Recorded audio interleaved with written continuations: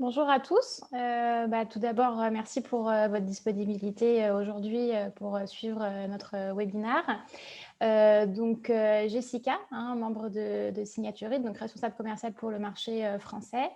Je vous présente également donc Édouard. Je vous laisse vous présenter, Édouard. Bonjour tout le monde.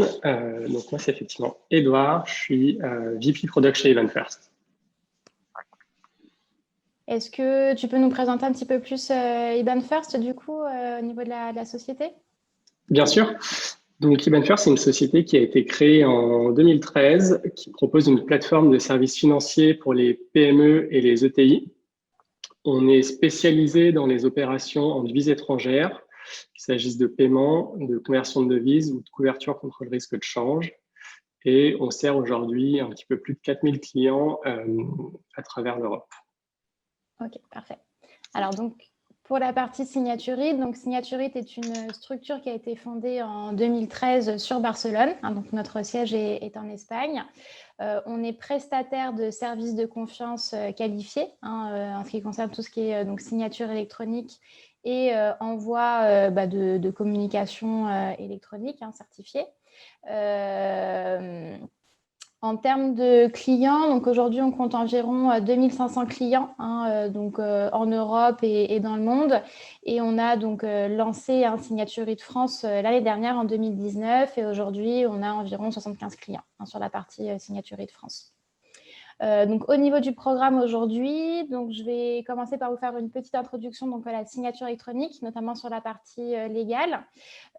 Ensuite, je vous présenterai donc, avec Édouard le cas client d'Iban First pour vous expliquer un petit peu les cas d'usage, l'objectif et les besoins qu'ils avaient sur l'introduction de la signature électronique. Et ensuite, donc, on fera une petite session de questions-réponses. Vous avez accès au chat, donc n'hésitez pas à poser vos questions de manière à ce qu'on puisse y répondre à la fin. Donc, voilà. Alors, je vais vous partager du coup mon écran. Hop.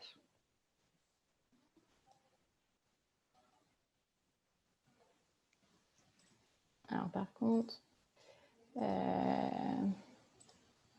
voilà. Donc, pour commencer, au niveau introduction donc, à la signature électronique, il faut savoir que c'est la réglementation eIDAS qui va définir la légalité en Europe de la signature électronique. Donc, c'est une loi du 1er juillet 2016 et qui correspond du coup à tout ce qui est identification électronique et services de confiance pour les transactions électroniques. Cette réglementation eIDAS va définir 3 types de signatures électroniques. Donc, d'une part, la signature simple, donc où il n'y a pas d'exigence particulière. C'est le fait de pouvoir rapporter tous les éléments de preuve, je dirais, liés à une action de signature, donc sur la réception d'un email ou d'un SMS et une action spécifique de signature. D'autre part, vous avez la signature avancée. Donc là, sur la signature avancée, on a besoin qu'il y ait un élément qui soit unique à chaque individu de manière à prouver son identité de manière univoque. Donc, on a vraiment une couverture légale supplémentaire à ce niveau-là et on va du coup pouvoir garantir l'intégrité en plus du document de manière à prouver qu'il n'a pas été modifié au cours du processus. Et enfin, 3e niveau, donc on est sur de la signature qualifiée, où là, en amont des démarches, je dirais, de l'action de signature, il va être nécessaire de mettre en place des démarches pour récupérer un dispositif de création qualifiée, de signature électronique, et un certificat qualifié. Donc là, bien évidemment, ça demande des démarches supplémentaires qui ne pourraient pas être forcément demandées à tout type de client. Au niveau de la légalité sur la signature électronique en France, donc il faut savoir que c'est régi par les articles 1366 et 1367. Donc le 1366 reconnaît les documents électroniques, un écrit en tant que document électronique, au même titre qu'un document papier, je dirais, ou manuscrit. Et l'article donc 1367 lui reconnaît donc la signature électronique. Donc l'utilisation de la signature électronique avancée comme moyen de conclusion des contrats est donc juridiquement valable en France. Au niveau des documents, donc il faut savoir que quasiment tout type de documents peuvent aujourd'hui être signés via un processus de signature électronique en France. Donc, tout ce qui est contrat de travail, accord de confidentialité, mandat CEPA, contrat de partenariat, contrat de prêt, etc., sur tout type de verticale et de besoins. Par contre, il y a quand même certaines exceptions. Par exemple, chez le notaire, lorsque vous allez signer un acte sous seing privé, il faudrait passer sur de la signature qualifiée. On est sur des signatures spécifiques. Et donc, en conclusion, donc on est bien membre, prestataire de services de confiance certifié par l'Union européenne. Vous pouvez retrouver donc, sur la liste officielle publiée dans le cadre de la réglementation européenne nos différentes certifications. Donc, comme vous pouvez le voir, on a 3 certifications.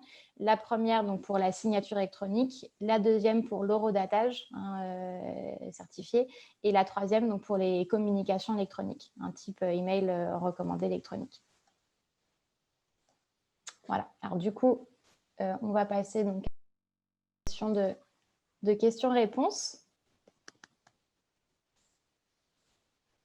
Alors Édouard, pour commencer, est-ce que vous pouvez nous expliquer quels sont les documents que vous signez au travers de Signature-it? Bien sûr.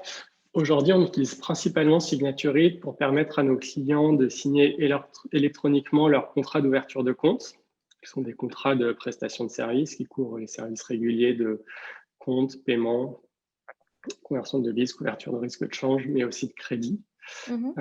Et les mandats de prélèvement CEPA, grâce auxquels nos clients peuvent créditer leur compte IBAN First avec un prélèvement CEPA sur leur compte en banque principal. D'accord, ok.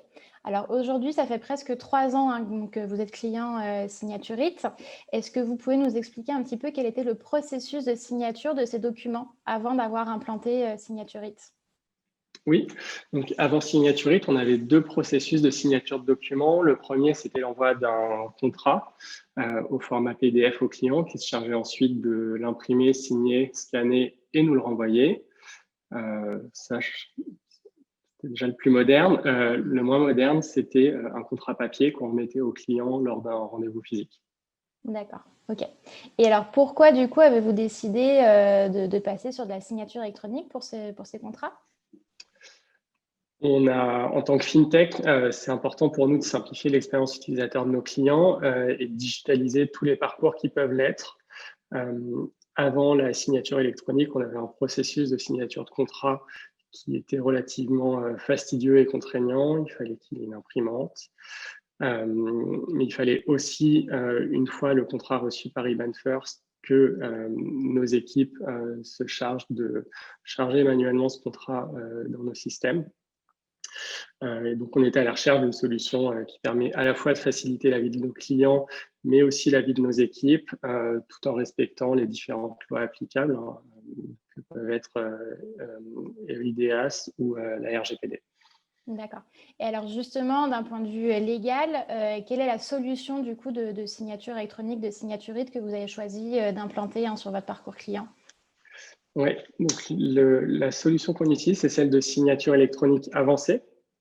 Qu'on utilise donc depuis 2017 maintenant, ça va faire 3 ans, et qui donc permet aux clients d'IBAN First de signer leur contrat d'ouverture de compte et leur mandat de prélèvement en quelques secondes depuis leur ordinateur, depuis leur tablette. Oui, tout à fait, sur tout type de dispositif. Au niveau du coup de l'intégration de la signature avancée sur votre parcours client, est-ce que vous pouvez nous donner un petit peu plus de détails sur la partie technique? Bien sûr, on utilise 2 briques techniques chez Signature-it aujourd'hui. On utilise l'API pour envoyer les contrats à Signature-it et les récupérer une fois signés. Et on utilise l'iframe pour afficher les contrats à signer dans nos applications. D'accord.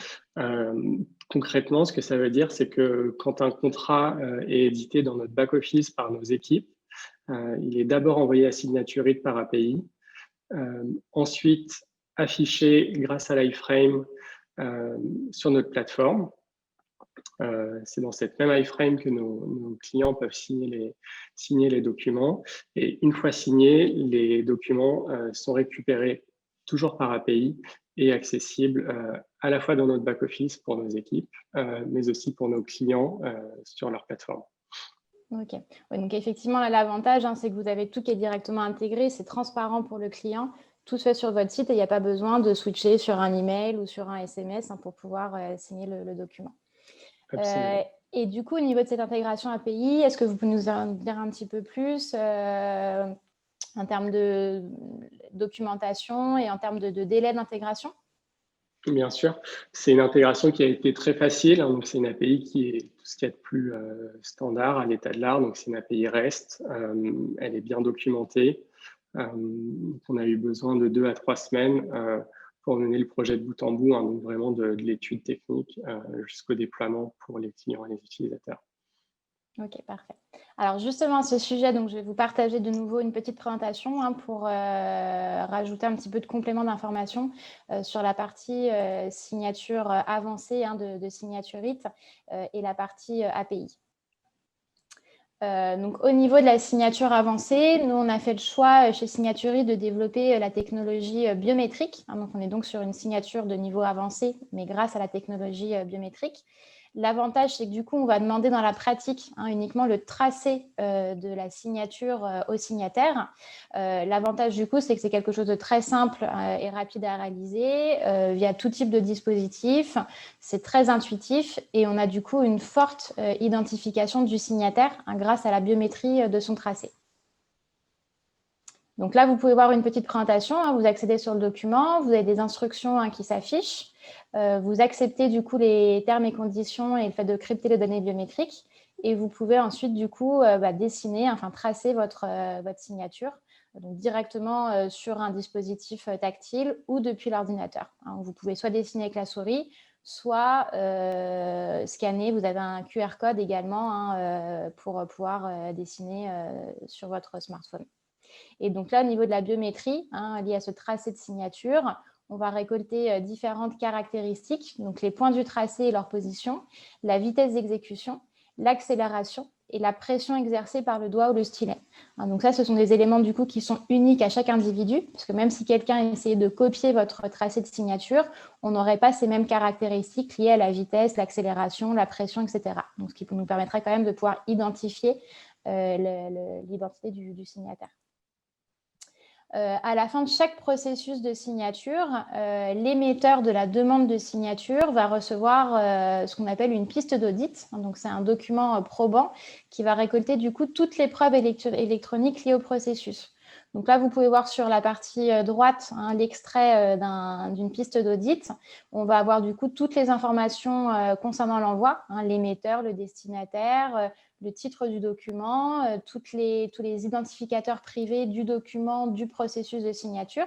Vous avez les références biométriques et vous avez ensuite un encadré avec toutes les actions qui ont été réalisées lors du processus, via quelle adresse IP, à quelle date, à quelle heure et depuis quel dispositif. Donc, ça nous permet vraiment, via ce cumul de preuves, d'avoir une validité et une légalité irréprochable sur le processus de signature. Au niveau du coup de l'intégration, donc effectivement, lorsque vous avez une plateforme en ligne ou un ERP, intranet ou autre, vous avez la possibilité, alors on a deux types, je dirais, d'utilisation de Signature-it, soit via une plateforme SaaS, donc vous pouvez vous connecter via un identifiant et un mot de passe pour faire vos envois relativement manuellement. Ou alors, deuxième option, ce qui a été fait donc dans le cas d'Ebenfirst, où là, vous pouvez faire une intégration API, donc depuis votre site internet ou votre application indirectement, ou sur votre logiciel type CRM, ERP, etc. Donc, tout peut se faire directement de manière automatisée, je dirais, avec tous les flux qui sont déjà automatisés par API. Donc, voilà, donc on va repasser du coup à la partie questions-réponses. Aujourd'hui, Edouard, est-ce que vous pouvez nous expliquer du coup, depuis l'intégration de Signature-it, quel est aujourd'hui le processus d'ouverture de compte de vos clients? Bien sûr. Donc, la première étape, c'est le client qui remplit un formulaire en ligne de demande à notre site internet public. Le client est ensuite contacté par un chargé de compte qui va se charger de le qualifier et de s'assurer que le service Ebenfirst répond bien aux besoins du client. Et si c'est le cas, procéder à l'ouverture du compte. Le client va donc recevoir un email qui le redirige vers un parcours d'ouverture de compte en ligne sur lequel il va pouvoir saisir ou charger un ensemble d'informations et de documents relatifs à sa société et signer le contrat d'ouverture de compte en ligne grâce à Signaturite. Il peut également signer un mandat de prélèvement SEPA pour créditer son compte IBAN First. D'accord, ok, parfait. Ensuite, l'ensemble des informations et des documents, y compris le contrat et le mandat de prélèvement, sont vérifiés par notre équipe opération et conformité. Et une fois validé, le client peut se connecter à sa plateforme IBAN First pour accéder à ses comptes, envoyer des paiements, convertir des devises, etc. D'accord, parfait. Donc effectivement, hein, tout est très intuitif, je dirais, et se fait en immédiat au niveau de votre parcours client. Et du coup, en termes de temps, est-ce que vous avez une idée du temps d'utilisateur pour justement ouvrir un compte? Oui, si l'ensemble des informations et des documents de la société sont accessibles par le client, il suffit de 2 minutes pour aller au bout du parcours. Ok, parfait. Oui, donc effectivement, ça simplifie grandement le processus. Ouais, absolument. Est-ce que vous pouvez nous expliquer quelques bénéfices qui vous ont été apportés par la signature électronique? Oui, je dirais qu'il y a 3 grands bénéfices. Le premier, c'est une meilleure expérience client qui est plus fluide, sans interruption et plus rapide. Seconde catégorie, c'est que ça nous permet, nous, chez IBAN First, d'accélérer l'ouverture des comptes au bénéfice du client, mais aussi au bénéfice d'IBAN First en tant qu'entreprise. Des comptes qui sont ouverts plus vite, c'est aussi des clients qui génèrent des revenus plus rapidement. Et dernière catégorie de bénéfices, je dirais que c'est une meilleure productivité de nos équipes dans la mesure où l'intégration de Signaturite nous a permis de simplifier et d'automatiser la gestion des contrats. Nos équipes gagnent du temps et c'est du temps qu'elles peuvent consacrer à d'autres tâches plus productives. Bien sûr. J'imagine que vous avez un meilleur taux de conversion aussi au niveau de vos ouvertures de compte. Vous deviez avoir peut-être des clients qui s'arrêtaient en milieu de processus et du coup qui ne finalisaient pas la signature du contrat pour l'ouverture du compte. Oui, c'est vrai. Effectivement, il y a moins de friction, moins d'interruption dans le processus et ça nous permet d'augmenter le taux de conversion. Ouais. C'est vrai. Ok, parfait. Et alors, pour terminer, est-ce que vous pouvez nous expliquer pourquoi avoir choisi Signaturite plutôt qu'un autre prestataire de signature électronique? Ouais. C'est vrai qu'il y a quelques acteurs sur le marché. Nous, c'était notre première expérience avec la signature électronique. Du coup, on a fait le choix de travailler avec une société, je dirais, à notre échelle pour avoir un accompagnement personnalisé et adapté. Donc, on a été très satisfaits, donc on continue à être très satisfaits aujourd'hui. Est-ce que vous avez eu à quelques reprises, je dirais, besoin d'accéder à notre support client ou de rentrer en contact avec nos équipes commerciales ou de gestion client? Oui, ça nous est arrivé occasionnellement, soit pour faire des évolutions sur notre intégration, soit pour poser des questions sur le fonctionnement existant. D'accord. Et du coup, au niveau du processus, tout s'est bien passé aussi, Oui, j'imagine. c'est très fluide. Il y a une adresse de support. Le support est très réactif et puis on a aussi un chargé de compte dédié. Ok, parfait. Alors du coup, je pense qu'on a fait le tour, je dirais, donc, du cas client d'IBAN First. Je vous propose, si vous avez des questions, de pouvoir les intégrer directement au chat, de manière à ce que Édouard ou moi-même puissions y répondre. Donc, à vous de jouer.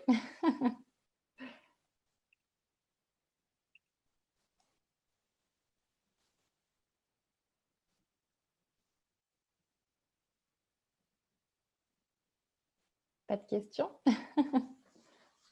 C'est-à-dire qu'on a été clair. Oui, généralement, c'est bon signe. Alors, si, on a une première question.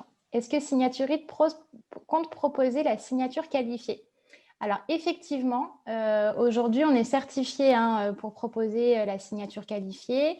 On a également, on a déjà en notre possession, je dirais, toutes tous les impératifs techniques, puisqu'il y a notamment les certificats qualifiés qui doivent être disposés et stockés sur des serveurs spécifiques. Donc, on dispose de tous ces éléments et c'est un développement qu'on va mettre en place certainement courant 2021.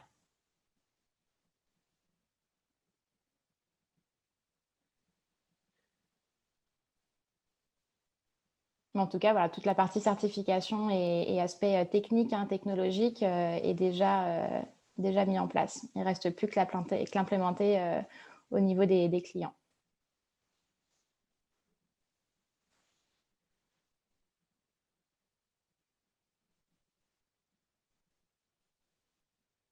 Petite précision aussi qui peut avoir son importance en tant que tiers de confiance. Signaturite a l'obligation de conserver les documents pendant une durée de 5 ans sur des serveurs sécurisés, donc qui sont basés en Europe, dans le respect du coup de la réglementation RGPD. Donc à ce niveau-là, on répond à la norme. Alors, question suivante. Signaturite, avez-vous des particularités par rapport à vos concurrents? Oui, notre principale particularité, c'est lié à la signature avancée et notamment à la biométrie. Il faut savoir que sur le marché français, 95%, je dirais, les intervenants proposent la signature simple. Donc, on pourrait avoir une confusion par rapport à l'identité du signataire, puisque, comme je vous le disais, je n'ai rien qui prouve qui a accédé réellement à une adresse email ou à un dispositif ou à une adresse IP. Ce ne sont pas des éléments qui sont uniques, je dirais, au signataire.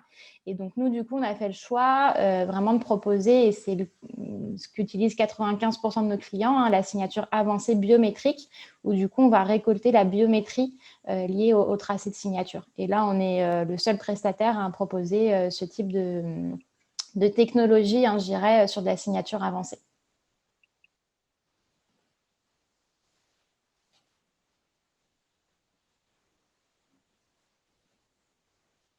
D'autres questions?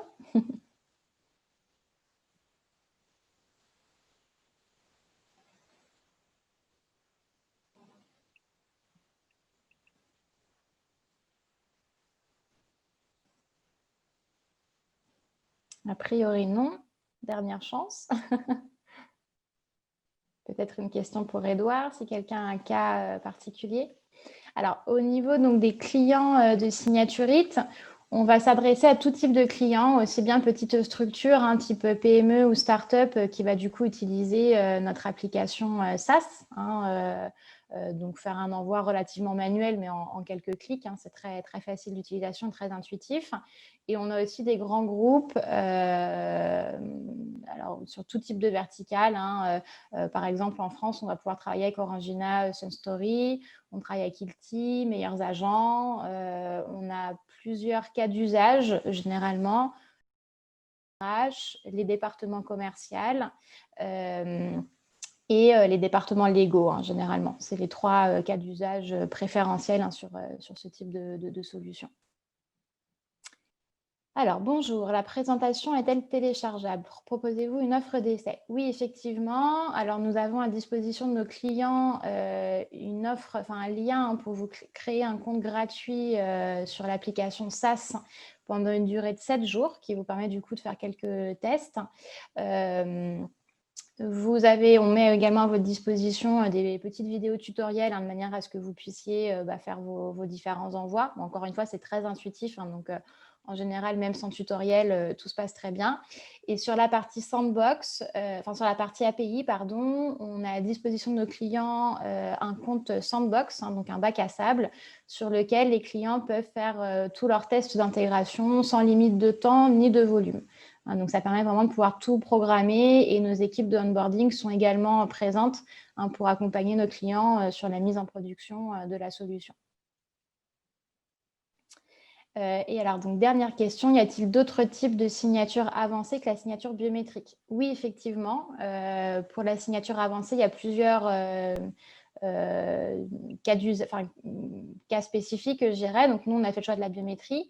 On a aussi à disposition de nos clients le fait de pouvoir signer avec un certificat de signature avancée. Donc, il faut pouvoir disposer de ce certificat. Donc là, vous signez avec un mot de passe qui est lié à votre certificat. Mais il faut du coup pouvoir avoir ce certificat en amont ce qui peut là aussi être un frein pour certains clients.